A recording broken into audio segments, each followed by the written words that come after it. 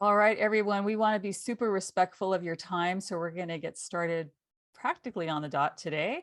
Thank you so much for making time for us today. I'm Diana Graber. I'm the founder of CyberWise and CyberCivics and the author of Raising Humans in a Digital World, helping kids build a healthy relationship with technology. And I'm here today with Peter Kelly, who's our outreach director of CyberCivics. If you're from a school and you've ever contacted us, it's probably Peter that you've had the pleasure of speaking with. He'll be interjecting today and helping me out, and also keeping an eye on the chat box. So if you have any questions as we go along, please put them in there. We are going to make time today for questions. I'm going to do my best to get through this in 45 minutes or even faster so that we can have a lot of time to discuss this once we're done. So as you know, today we're going to talk about why digital literacy is today's literacy, one of my favorite topics. All right, so hopefully you saw this new research that came out just last week from Common Sense Media. They took a look at screen use during the pandemic, and no surprise, screen media was up 17% for tweens and teens since the start of the pandemic. So teens are spending about 8 hours and 39 minutes a day with media, and for tweens, it's 5 hours and 33 minutes. Keep in mind that this is entertainment time. This does not include time on screens for school or in school. So when you think about a 24-hour day, that's a pretty significant amount of time. So media grew faster in the last 2 years than it did in the 4 years prior to the pandemic. Overall, boys are using more media than girls, and Black and Hispanic Latino children use screens more than white children, and children in higher income households use screen for entertainment less than children in middle and lower income households. So great study. I really urge you to go to Common Sense Media and take a look at it. All right, so kids are spending a lot of time on screens, so childhood has really changed and how they communicate has really changed. In fact, it is significantly different than it has been since the beginning of time. So if you look at our picture up at the top, these are children or young people not all that long ago. These are young people today. And this is another great piece of research I discovered that talks about how communication with kids is really different today. So here's how. It's asynchronous. It doesn't happen at the same time. For example, your text message might be answered tomorrow and maybe the day after that. It's permanent in public. Everything our kids do or any of us do stays out there for the whole world to see forever. Kids have to be available or feel they have to be available 24/7. And that's what's leading to a lot of the anxiety that we're seeing in young people, that they know with these devices, kids will be contacting them. They want to be available for their peers. Absence of social cues. A lot of what they do on their technology does not give them the opportunity to see facial expressions or hear tone of voice. Quantifiable, their popularity is often measured by number of likes, how many followers or friends they have. And it's a visual, super visual medium. And as we all know, sometimes kids are being exposed to images of unattainable beauty that causes also some pressure for them. And then finally, algorithmic. This is so different. Uh, Technology uses algorithms, as we all know, and this feeds us things that it thinks we like or want to see, and that's very, very different. So all of this really calls for us to think deeply about how we teach kids to communicate in this world of digital devices. So this is really what digital literacy is, and this is a definition I love. It comes from Media Smarts. Digital literacy is a wide variety of ethical, social, and reflective practices that are embedded in work, learning, leisure, and life. I think that is so well said. And we look at digital literacy sort of as this big umbrella that encompasses a lot of very important literacies. Probably number one amongst them are digital leadership, digital citizenship, which is the safe and responsible use of digital tools.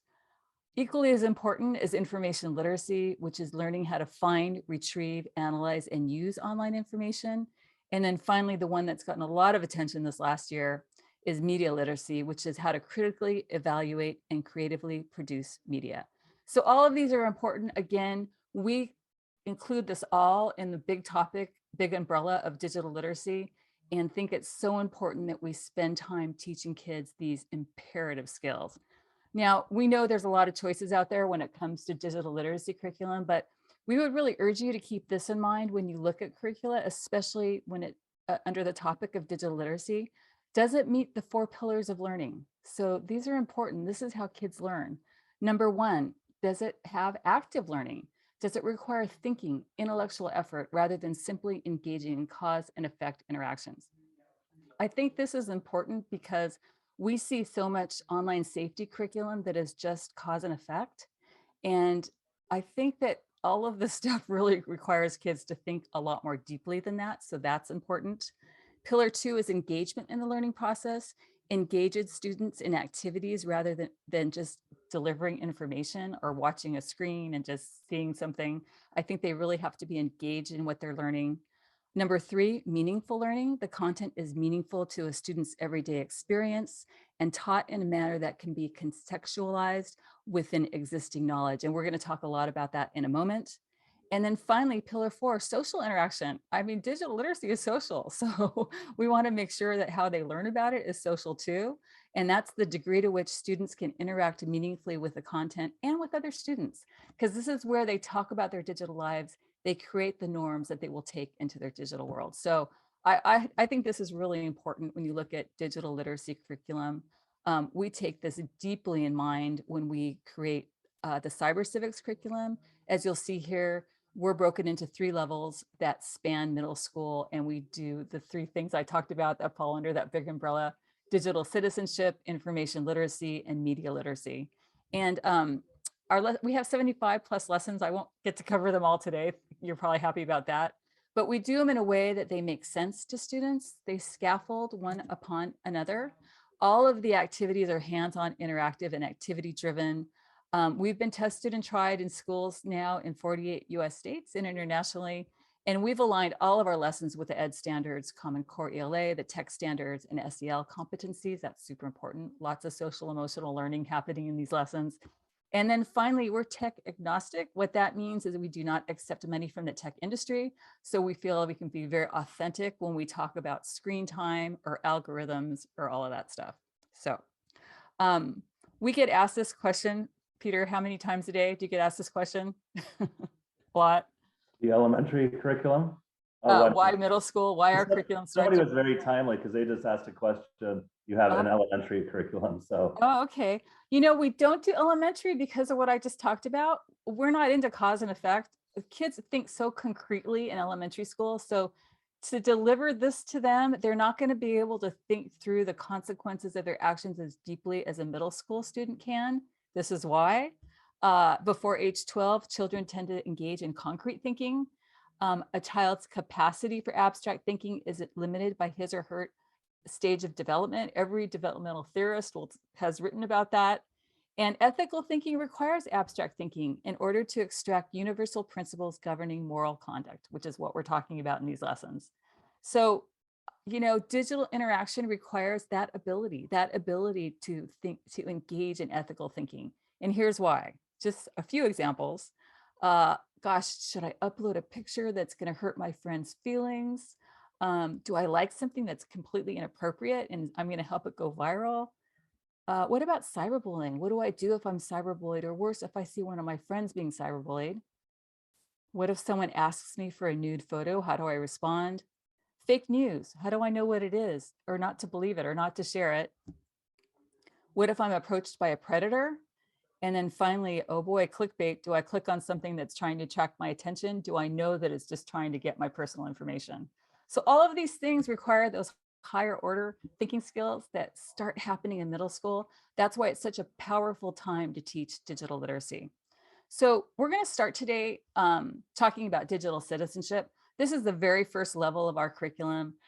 These lessons are delivered over the course of a year. All of our lessons are about 50 minutes long. That's 50 minutes long. And so we give you enough lessons in this level to have one lesson a week that will take you through the entirety of digital citizenship, which is the safe and responsible use of digital tools. Now, gosh, I wish I could show you every single lesson we have in this level, but we'd be here too long. So I'm going to pick out one, and I'm going to talk with about citizenship first, because this is so important. Today, kids are citizens of all kinds of communities online. You know, Snapchat, Twitter, all of those places are communities. And we have never really taught them how citizens act in those communities. So that's what this first lesson does. We teach them the 5 principles of citizenship. So our curriculum is delivered to teachers in an easy PDF to read that takes you through the steps of presenting the lesson. All of our lesson plans will show you how they're aligned with the common standards. Our lessons also come with slides, so you can make it super easy on yourself to deliver the concept to the students.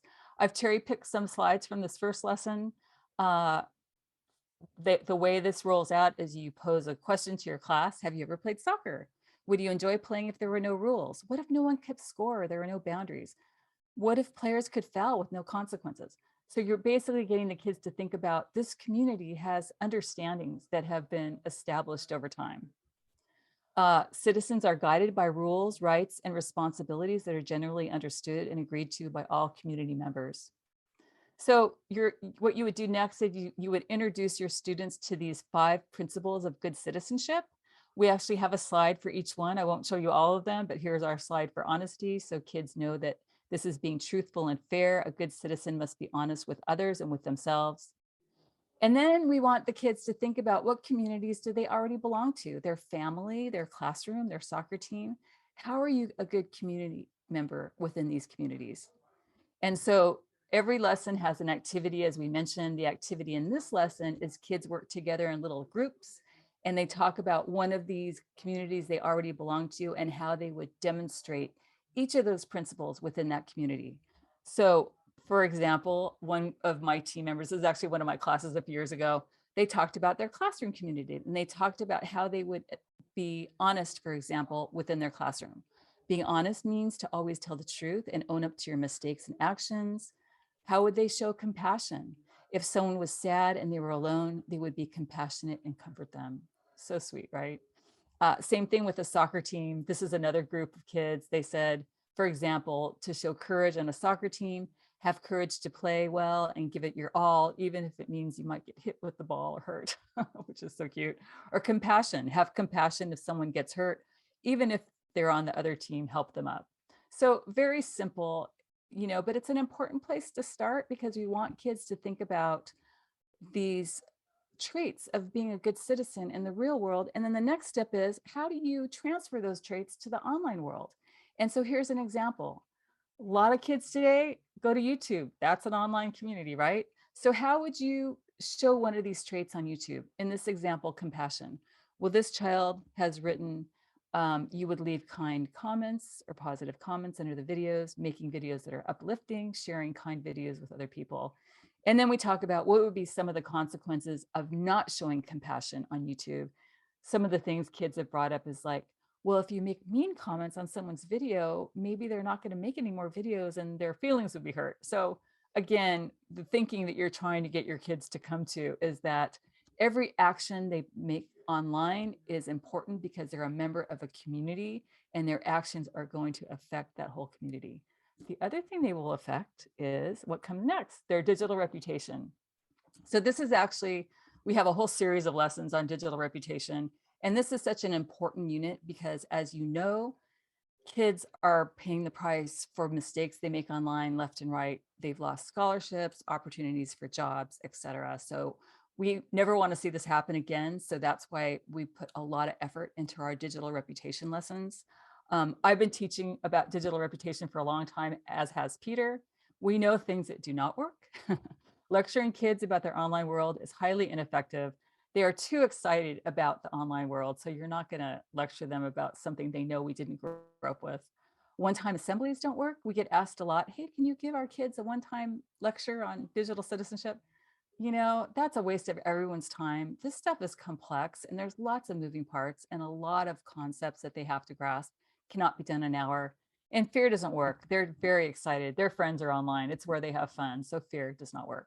So I'm going to show you one of our little student videos so you can get an idea of how we present this topic.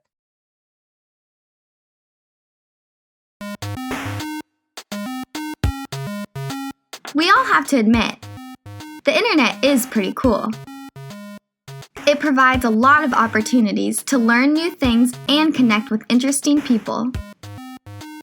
But when you use the internet, it's important to remember that every time you text, tweet, post, comment, play a game, blog, or even fill out a form, the internet has a way of remembering you and what you do.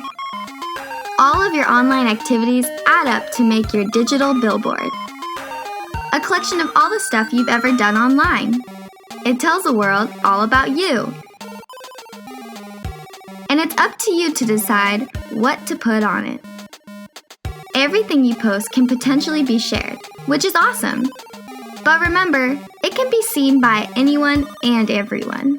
And Google always knows where to find you.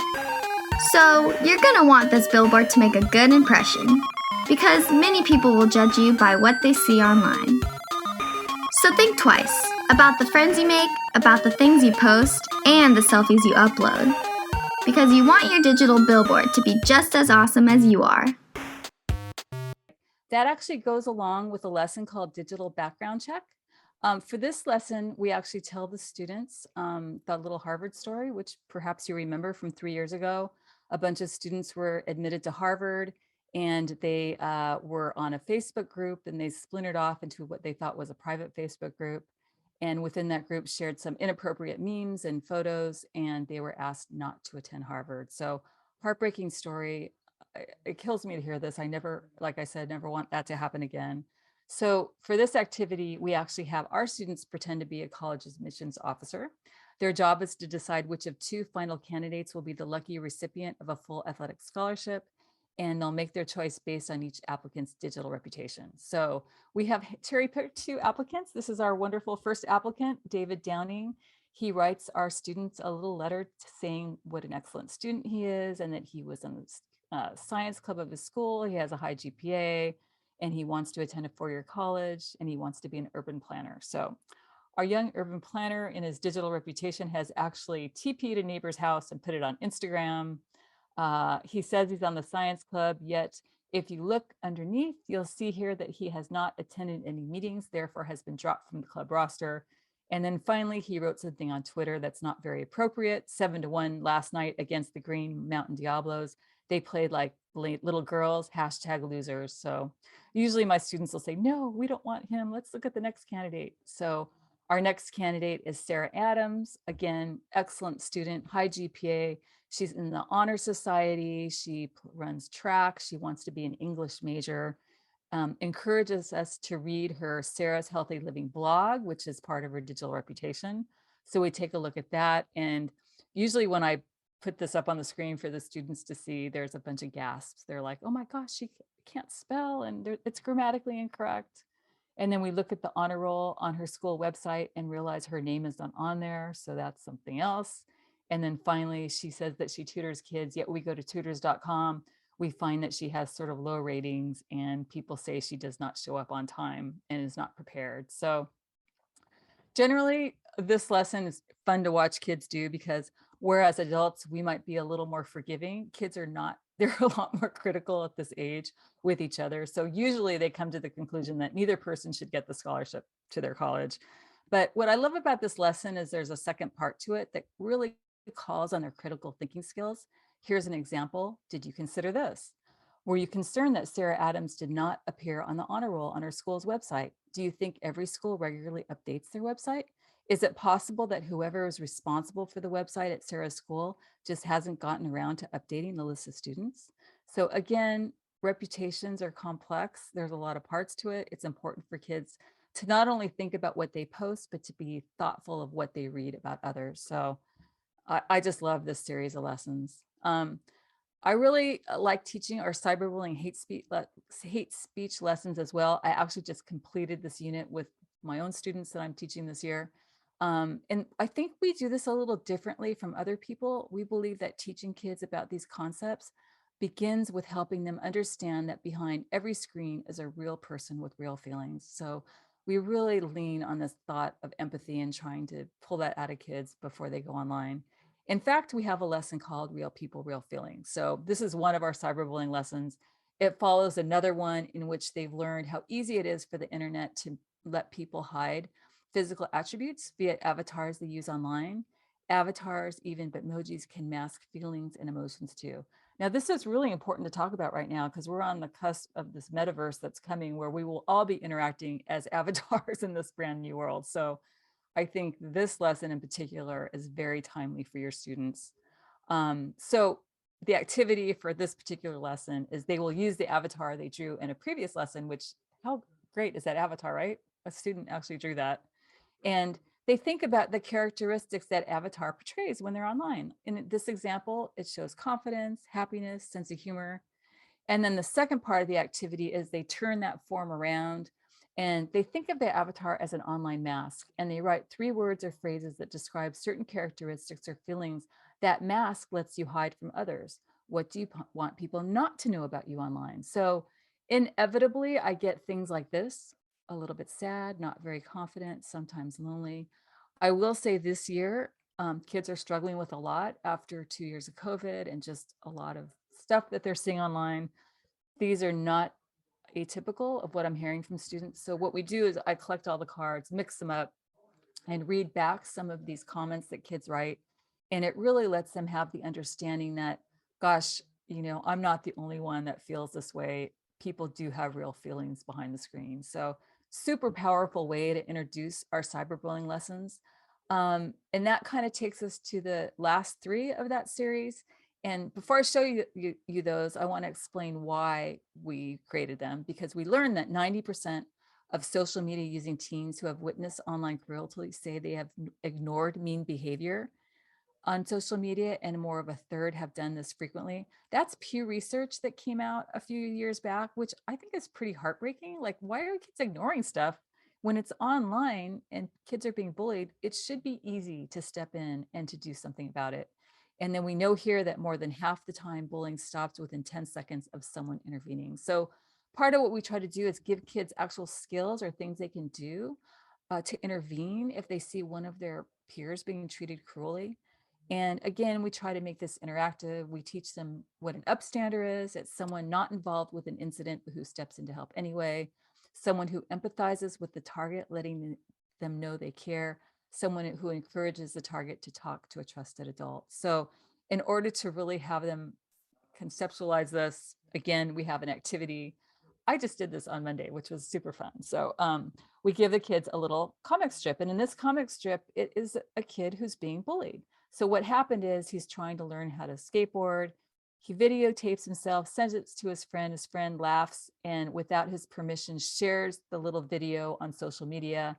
And when Jerry goes to school, everyone laughs at him and makes fun of him. So what we ask the kids to do is think what an upstander would do in this situation and complete the story. So my students are allowed to either complete it via writing more comic strip, or they can write a paragraph if they prefer to do that.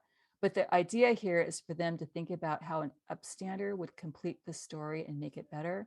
So I'm not going to make you read this whole thing because it takes a long time. You should try grading this lesson. But I think this is so cute. So our upstander writes, "To Luke, ouch. I hope you're okay. I see what happened. Your wheel came loose, blah, blah, blah." And then the next step, this person, the upstander, goes to Google, gets skateboard tips, shares them with poor Jerry. And then all of a sudden, 2 weeks later, he's great at skateboarding and there's wonderful videos shared about him skateboarding online. So again, this is a interactive way for a child to think about how they could be an upstander in a cyberbullying situation. All right, so our final unit in the first level, digital citizenship, we talk about privacy. This is important for young digital citizens because when they start using these platforms like Instagram, for example, even though they may set their account to private, their name and their bio and their picture will be public. What that means is if someone were to Google that person or your young child, that would become part of the digital reputation, which they've just learned about, right? So we really want them to not be like this girl on our right and have that picture or that name associated with her Instagram account. So here's the activities we do to have kids learn about that. Number 1, myself, my selfie. In this lesson, we talk about the original selfies. Essentially, self-portraits were selfies. So we have a whole series of these that we show to the students, and they really talk about like, what are you getting from Andy Warhol? What does that self-portrait reveal about that artist? And then the next step is imagine you have to upload a bio picture to a social media site you have joined, but the problem is the camera has not been invented yet, so you have to draw it. So students will draw their own self-portraits, which I love looking at these because I know the students and it does tell you so much about each student. And so we show these to the class and then they talk about what their classmates' selfies reveal about them. And what conclusions might others draw based on your classmates' selfies? So super fun lesson. And that goes hand in hand with the next lesson, which we call You in 6 Words, which is basically about writing an appropriate bio that you would share on your social media platform. This is really fun too. We play a little game where I have every kid's name on a little piece of paper. They each get one. They don't tell anybody who they got. They have to think of that person's positive character traits, write down everything that comes to mind. Consider this info as you write a 6-word bio for your classmate. Every student reads it aloud and they try to guess who they wrote the bio for. So super fun. These are some bios I've collected over the years. I can't is not an option. Life can be an amazing ride. Inspires others with just a smile. So great bios, and the kids have a lot of fun trying to guess who they were written for, which they always do. So I did that pretty fast. And Peter, I can't see my video anymore. Do we have any questions about digital citizenship before I move on? Yeah, just one you can answer quickly. I didn't know the answer to it, but it's for digital reputations. They're wondering if you know of any tools or apps that do a digital reputation assessment. Ooh, that's a great question. Yeah. Well, the best tool or app you could do is to sit down with your child and use Google. I recommend this to families all the time at home. Google yourself, Google your child, and see what pops up and talk about it. Google people that you know in your life that you both know and see if their reputation matches what you know about that person in real life. Those are very simple activities that you really don't need. You don't need a special app for, but really recommend doing either of those activities at home with your kids. So I hope that helps. All right, am I good to move on? Yes, Peter? You're good. Okay, great.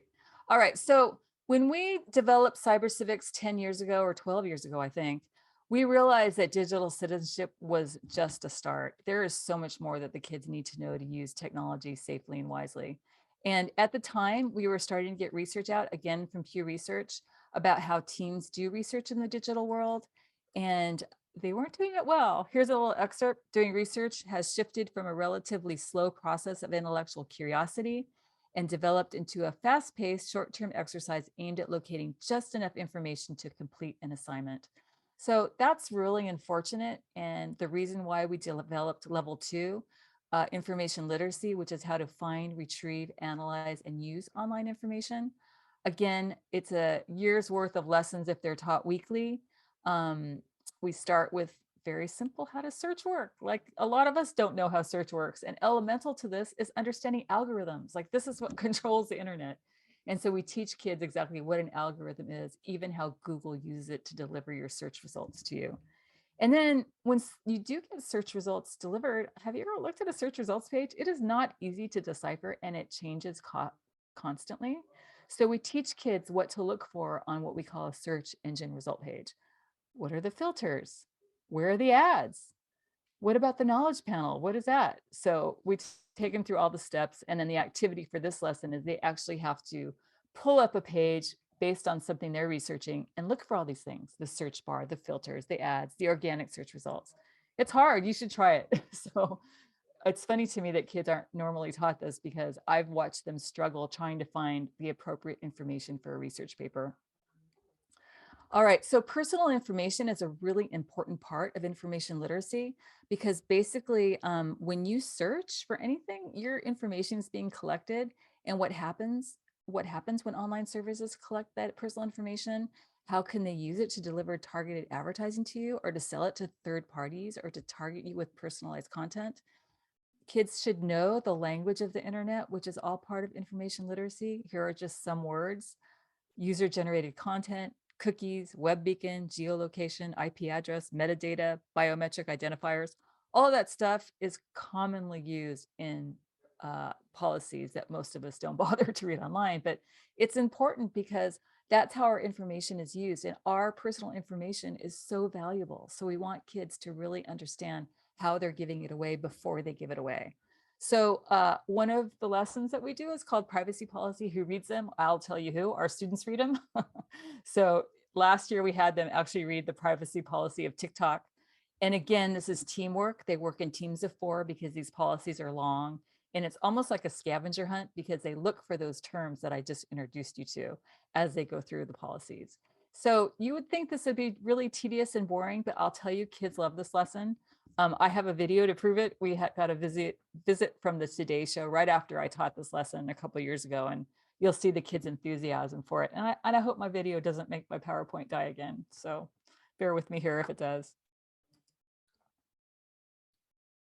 Now with an entire generation of kids growing up with social media as familiar as a good old PB&J, one program is trying to teach them how to protect their data online before it's too late. With Facebook facing fresh backlash for sharing people's personal information without their consent, these kids in California are reading the fine print. We've been learning about like privacy policies and terms of agreement. That freaked you out? Yeah, it's like, You guys have friends in 7th grade, obviously outside of this school and outside your class. Do any of them read the terms of agreement on social media? no, I know. But they admit they feel the pull. Who texts? Everybody texts. Who FaceTimes? FaceTime. Oh, yeah, definitely. And in this class, their devices aren't a distraction, they're their homework.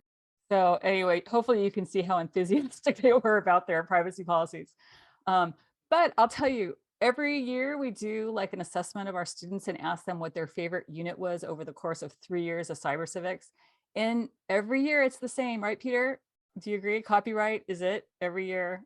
Copyright and privacy policies too. They like to know it's if funny. they're getting duped or not. Right. Kids hate to be duped. And then when they find out that they're being manipulated more or less by social media companies, that makes them a lot more critical about what they put out there. It's the way to teach them about privacy, I think. But they do love these lessons too. And I think it's because every kid today pretty much dreams about being a creative artist online. They see all these people putting videos and things out there. And so we want them to really value the creativity that they see online in case they're that person someday. And so for our copyright lesson, we actually use an example from Fortnite, which they also love, because Fortnite actually got their hand slapped for using the dance moves from artists without permission and not compensating them for it. So that's one of the scenarios that the kids talk about and get very excited about. In fact, we ran across this on Instagram. We often see under the hashtag cybercivics, other schools that are using the lessons will post, and I love this one. This is a school in Colorado. 7th graders inventing original dance moves for cybercivics lesson on copyright law. We try to keep things fun. So that was really pretty cool when we saw that. So that's our information literacy level. And I'm going to finish today with our final level, which is media literacy, and we call it for positive participation. And this is how to critically evaluate and creatively produce media. I don't think I need to tell you how important media literacy is today. You're going to see headlines like this everywhere. This is just from a couple weeks ago. Media literacy is desperately needed in classrooms around the country. Advocates say young people's ability to reason about the information on the internet can be summed up in one word: bleak, said the report led by Stanford University's History Education Group. And a lot of the reason about that, for that, is this came from the World Health Organization during the pandemic. We're not just fighting an epidemic, we're fighting an infodemic. So I can't tell you how much fun it is to teach this level, partly because we provided the kids such a strong foundation in digital citizenship and information literacy. So we have a lot of knowledge to build upon when we teach this third level. In addition to that, all this stuff is fun and they're very engaged in it. Usually this is taught in 8th grade when they have those really honed critical thinking skills. So I'm going to kind of zip through this level. I'm not going to give it justice. If you ever want to take a deeper look, please reach out to Peter or I, but I will show you a little bit of what we do in the last level. So I have not talked much today about screen time, but I do want you to know that we have lessons on screen time embedded within 3 levels because it's so important. We approach it from all different angles. In level 3, we talk about it in terms of, are you a consumer or producer? How do you spend your time online and why? And again, I'm going to point back to that common sense research, and this is why it's so important to talk to kids about this. They discovered, and it's something we kind of suspected, kids are spending most of their time online consuming. They're watching YouTube videos. And it's kind of sad because they have so much power in their little palms to do other things, and they really don't. So we want them to think about how they spent their screen time. So in level 3, we have a lesson called Your Brain on Tech. And in this lesson, we actually teach them about addictive design features. Why is it you can't walk away from your phone? For example, a ping that announces a new text or email message. Have you ever received one? How did it make you feel? Did it immediately make you want to grab for your phone or click on a computer? So we teach them why that happens. It's really not their fault that they can't walk away. It's all of these things that really are designed to attract their attention and hold on to their attention. And for this lesson, they actually interview one another to find out how they all feel about this. Do they like the fact that there's these addictive design things within their phones and tools? And largely they don't, but they have to learn about them first. So very important unit to start with in level 3. And then we get into really the bulk of our lessons are in detecting misinformation. I believe we have 8 or 9 lessons on this topic. So rather than me telling you about all of them, they're all kind of overviewed in our video, which I'll play for you as long as it will play.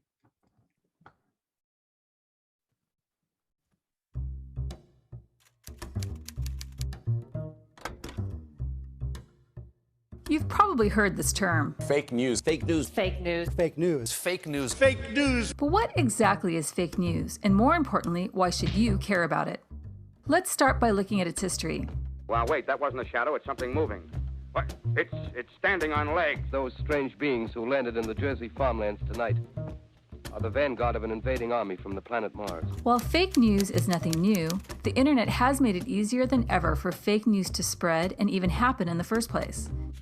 Here's why. Before the internet, most people got their news from the paper, radio, or television.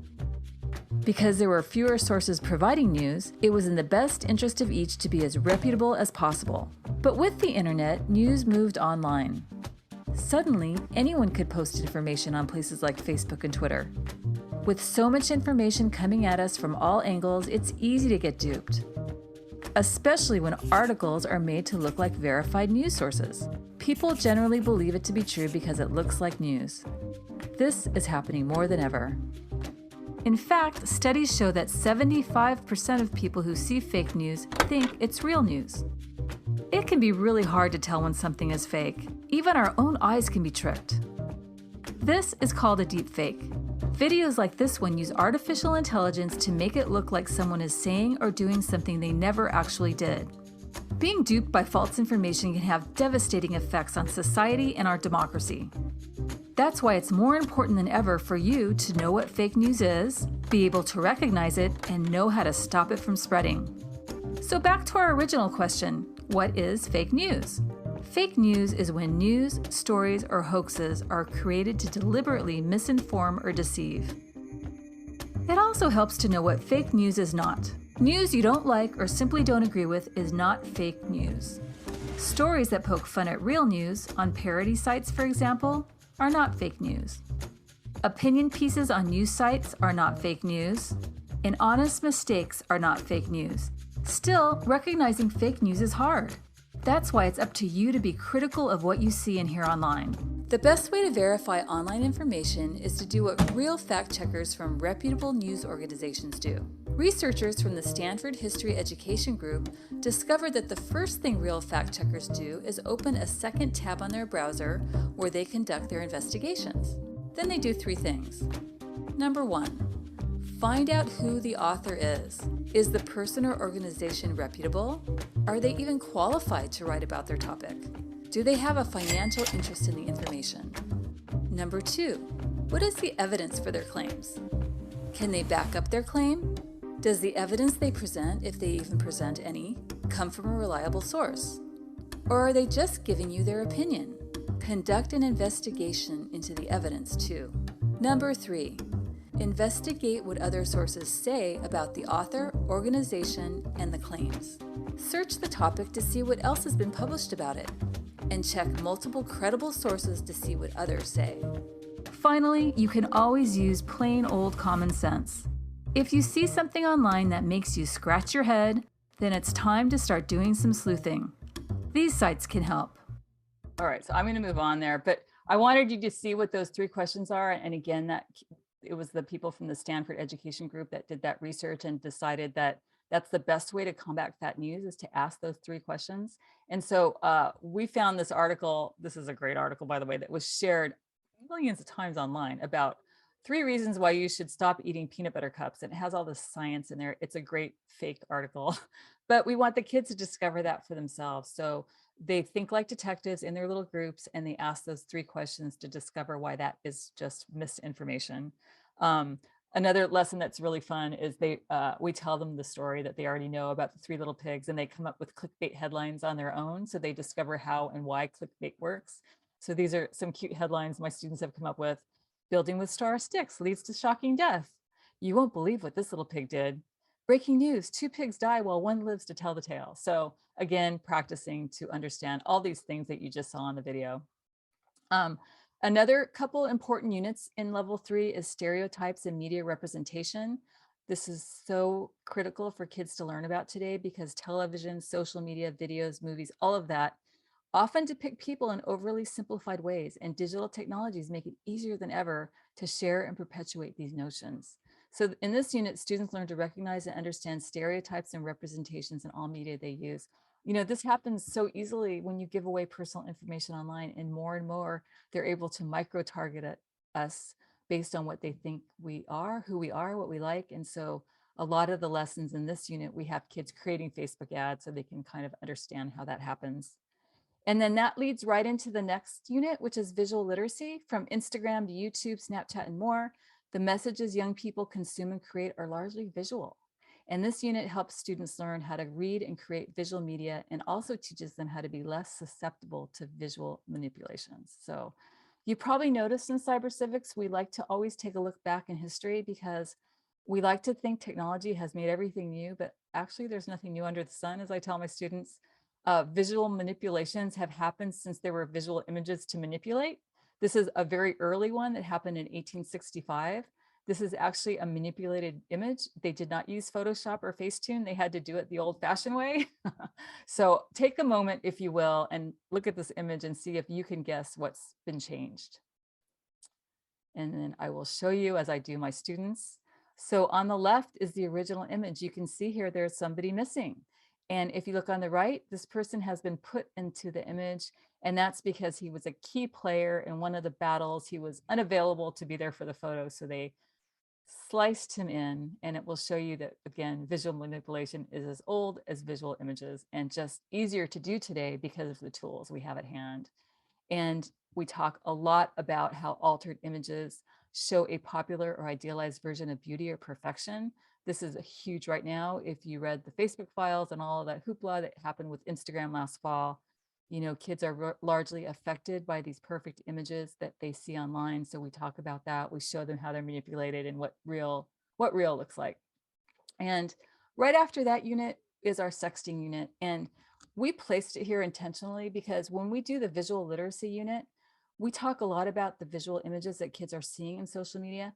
And I don't know if you've looked at TikTok and all of that lately, a lot of sexual images, a lot of them posted by celebrities, partially naked, which if that kind of image was shared between teens, even teens in a committed relationship, that's considered sexting, which is really, really important. So that's why we put our sexting unit here. For those of you who don't know, sending or receiving sexually explicit or suggestive images, video, or message is considered sexting. So I really like our sexting video, and I'm going to play that for you real quick.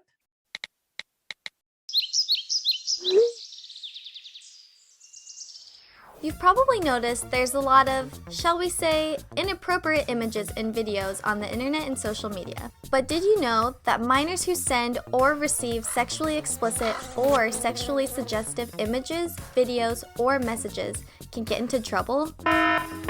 Big trouble. Depending on how inappropriate the content is, in plain language, this means nude or almost nude. Sexting could lead to serious legal consequences for both the sender and the receiver. How serious?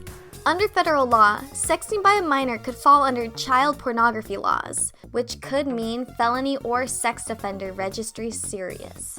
Here's why. If you are a teen, you may not be thinking of yourself as a child, but anyone in the US who is under the age of consent is legally considered one.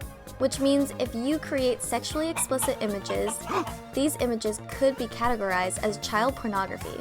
This also means if you share sexually explicit images of yourself or someone else who is underage, in the eyes of the law, you are distributing child pornography.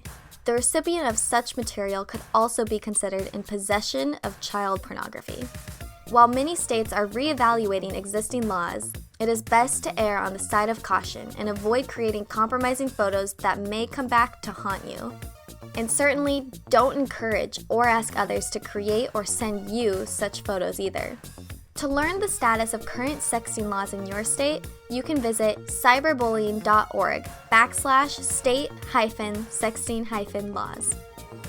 Here's what you need to remember.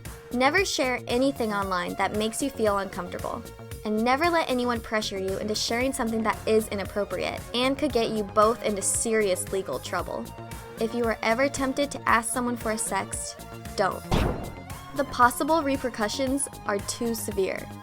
Remember that once you share something on a connected device, it stays out there forever and can be shared by anyone and everyone, even if you delete it. The bottom line is this: it's totally normal and healthy for young people to want to explore their sexuality and sexual identities. That much about youth has not changed. What has changed are these. So like everything else you do online, you should always make sure you're being kind, ethical, and safe for your own sake and for others.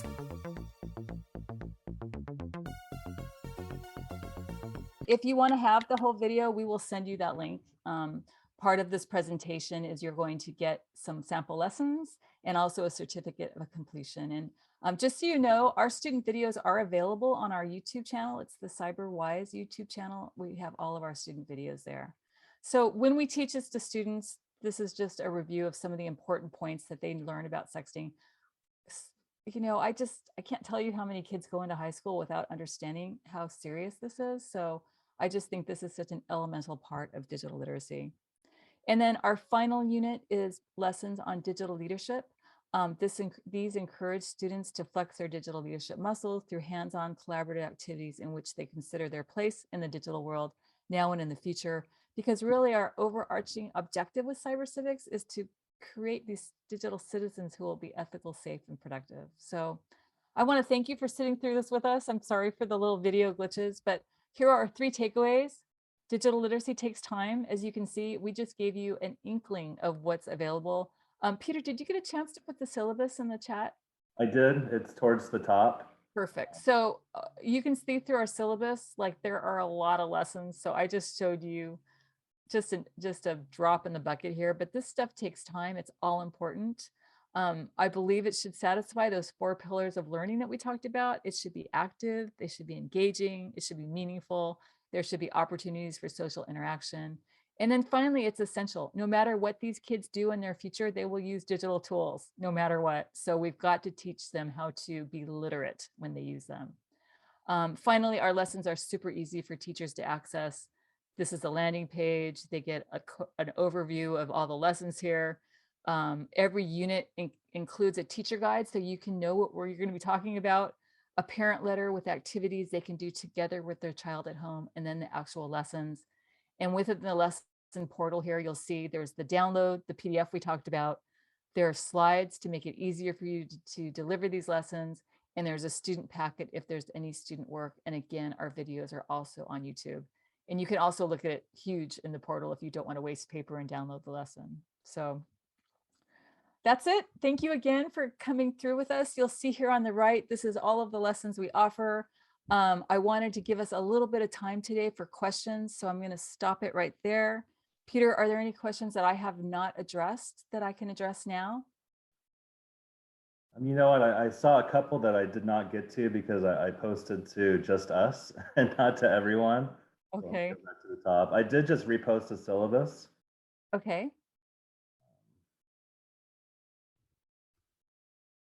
If anyone wants to ask a question, just feel free to put it in the chat box. I've got it open now.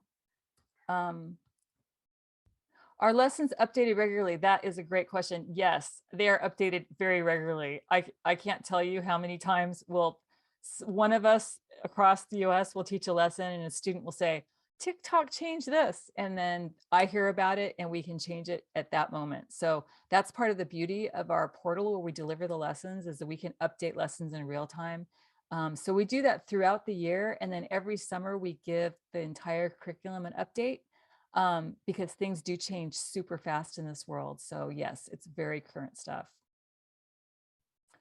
Let's see, syllabus. Did everyone get the syllabus on there?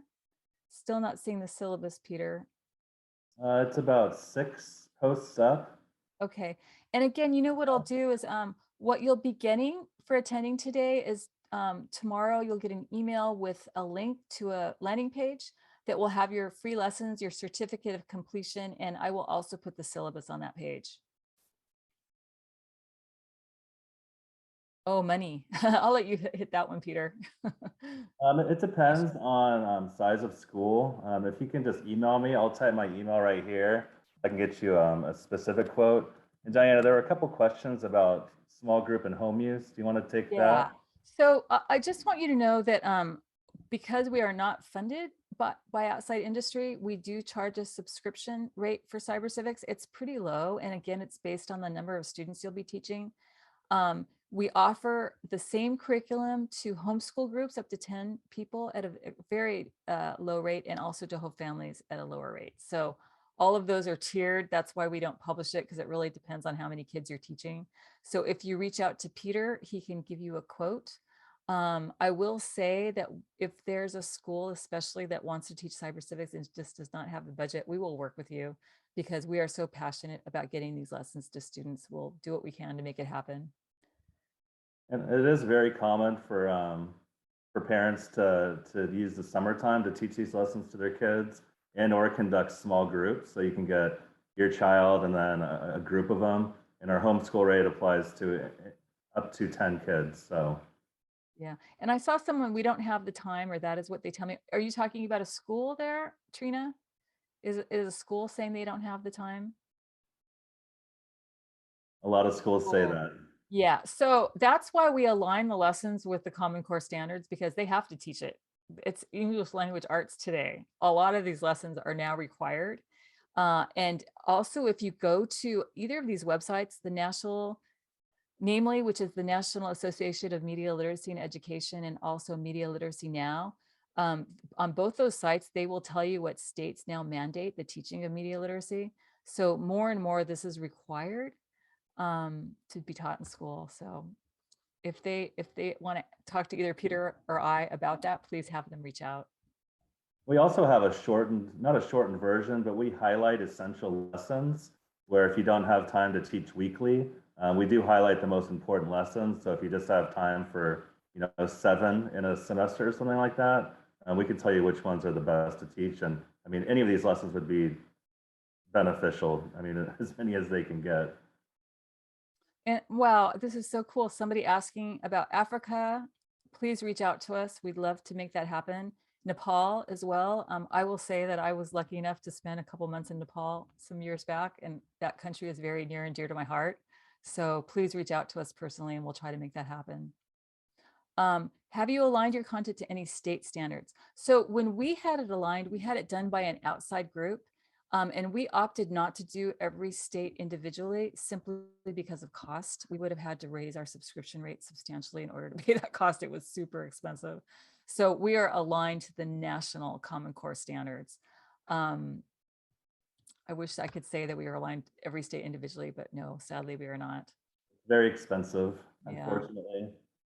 Is your curriculum designed for once a week or twice a week? So it's designed to be delivered in the time you have available. So ideally, it's how we do it at our pilot school. It's delivered once a week for 50 minutes a week. That's a great way to do it, because it gives the kids a chance to think about the topic, and then you revisit it the next week. That said, we have a lot of schools that will do this all at the beginning of the year to get it done, so the kids have those skills as they move into the rest of the school year. Some do it as after school programs, so it really depends on what you have available. And then, is there content that is country related? No, it's not, but because the internet's pretty international, the way people use it, we do seem to have success in other countries. We have a lot of users in Canada, the UK, Spain, Japan, New Zealand, Australia. Am I forgetting any country, Peter? Mexico, Peru. Did you mention Ghana? Yeah, so they seem to be able to use it fine in all of those countries. South Africa.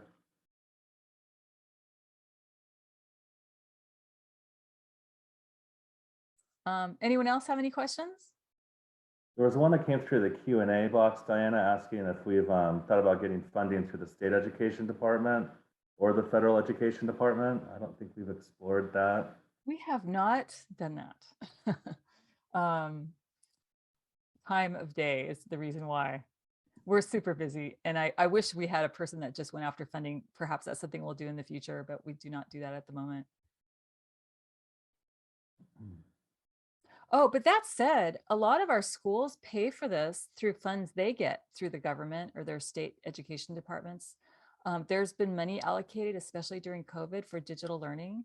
And so a lot of our schools will subscribe using those funds. Peter, you probably know more about that than I do. Yeah, I don't know exactly how, but they do get it through the district. I don't want to pretend I know the terminology or anything, but there are options available for schools, at least public schools, to get funding through their districts, not only for, like Diana said, their COVID money, but also digital citizenship. A lot of states have funding for that as well. And more are actually getting more monies for media literacy too. Like Diana said at the onset, media literacy is kind of the new hot button topic, like digital citizenship was maybe 3-5 years ago. Now it's just media literacy and everything that's underneath that umbrella. Right. Okay, so let's see. I work in higher ed and our community college students need, I know. Any thoughts on advancing the curriculum to that level? Boy, you're right. I would love to do that because it's so necessary, but no, we're focused pretty much on middle school right now. But that's why we have those parent letters in there, because at least through our middle school curriculum, we can have the parents learn alongside their children.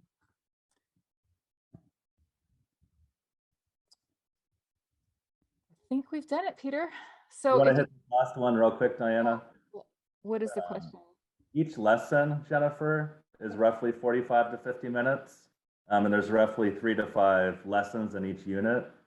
But there's enough lessons in every level to be taught weekly through the school year. So there's around 25 lessons for every level. Yeah, and some lessons will take more than one class period to complete. Now we're caught up, Diana. Okay, great. Again, feel free to reach out to either Peter or myself. We'd be happy to answer your questions at any time. So thanks again. Look for an email from us tomorrow. And everyone have a wonderful day. Thank you for your time. Thank you all. Thank you, Peter. Good job, Diana. Great job.